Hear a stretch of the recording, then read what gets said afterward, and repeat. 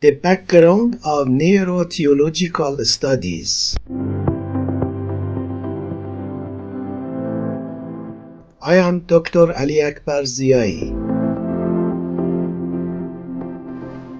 At one point, I became interested in significant philosophical debates such as the relationship between body and soul, or body and brain. Although I had some understanding of the philosophy of mind, I was unaware of the brain's anatomy and its role in processing information and generating thought. Gradually, I decided to study a few books on brain anatomy to better understand its function. You can imagine how challenging it was for a researcher in religious sciences to explore medical sciences. Everything was new, requiring me to memorize dozens of new terms, which was indeed difficult. However, after conducting studies in this field, I realized my perspective as a researcher in philosophical and religious sciences had changed. I understood the close relationship between philosophy, brain anatomy, and the function of its various parts. This realization led me to develop an interest in neurotheology. Neurotheology is an interdisciplinary field combining theology and neuroscience. Neuroscientists use scientific tools to study brain interactions related to religious experiences. The term neurotheology is derived from neuro, it means nerve, and theology, and was first used by William James in the 19th century. Recently, scholars like Ashbrook, Andrew Newberg, and Michael Persinger have developed this field as an interdisciplinary science. William James, an American philosopher and psychologist, was the first to teach a psychology course in the United States. He is considered a prominent thinker of the late 19th century, one of the most influential philosophers, and the father of American psychology. In this scientific field, theology does not refer to beliefs about proving God's existence, divine attributes, or religious rules. Instead, it focuses on religious experiences such as unity with existence, visionary and auditory inspirations, near-death experiences, mystical ecstasies,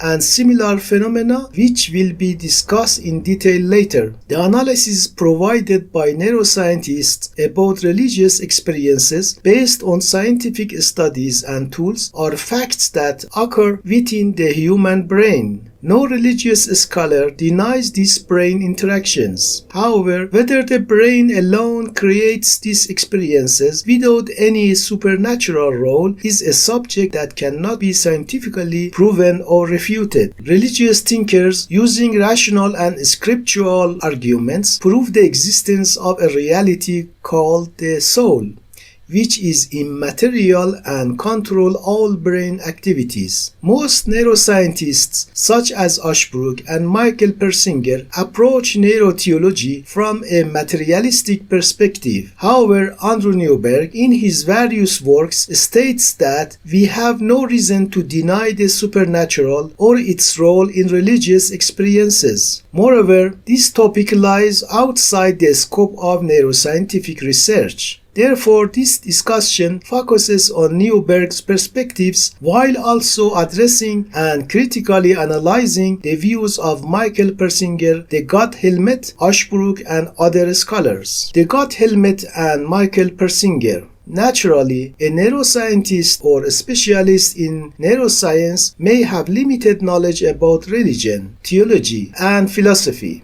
They may lack the ability to distinguish between concepts like revelation, inspiration, intuition, and other spiritual phenomena.